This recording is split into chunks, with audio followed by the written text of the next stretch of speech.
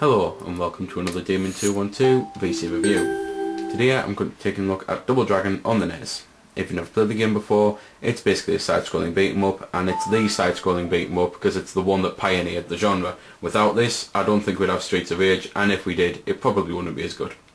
So, I'm just going to actually start with Mode B here, just to basically show you, because at the start you've got Mode A and Mode B. Mode B, you choose from one of 6 fighters, and you fight the same fighter that you choose. They all play differently, and it's basically a beat-em-up. Now this mode is actually proper to play. You can have a friend beating the crap out of them. However, the main game isn't two-player. It says it's two-player, but it's just basically a take-your-turns type thing. So the fact that they've included this mode here, which is two-player, and not included a co-op, is a little cheap. But the basic point of this, as you can see, you've got the bottom left corner your health, and you've got the computer's health to the right of that, or player 2's health when it's on player 2, and whoever loses the health first loses the round. So that's that then. Just going to cut into the actual main game now, just to basically describe what that is.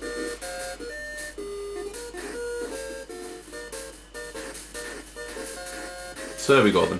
The whole point of the main game is basically your girlfriend's been kidnapped and you've got to get her back. So you go left to right throughout the 4 missions, beating up really hard enemies and even harder bosses when they appear at the end of the level, and that's basically it. The bottom left corner you've got your health meter, and that's obviously basically how much health you've got left. Once that depletes then you lose a life.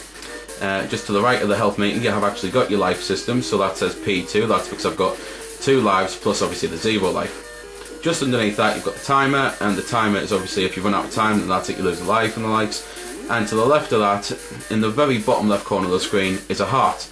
Now the heart system it kind of works like an RPG. Basically the more points you get, the more hearts you get. The more hearts you've got, then the more attacks you've got. So as you go on with your hearts, like as you go up to like level 7 with the hearts, then you can do things like running shoulder barges and the likes, headbutts, you can do jumping roundhouses. So it's one of those things where as you go on, you're going to get more powerful, which is good because as the game goes on, it gets harder. There's also weapons on the game, which unfortunately that's what I'm currently dying from here, because she's got a whip, which means she's got a hell of a lot more reach than me, and well, she's faster with it. So the weapons are definitely something you want to be picking up because they're really going to help you out, because they really screw you over when you haven't got them. Don't really know what else is left to say. The graphics on the game are pretty good, to be fair. I really like the graphics for a NES game, they're really good. And music wise, to be fair, music is a bit basic.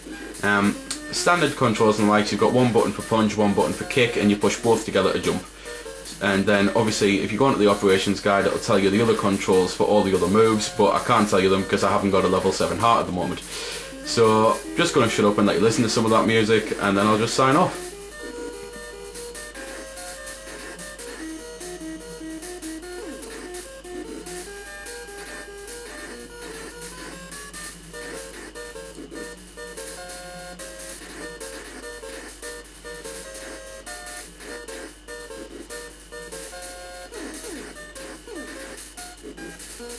So there we go then, that's a bit of the music, and thankfully I've got the whip now, so that's them enemies killed.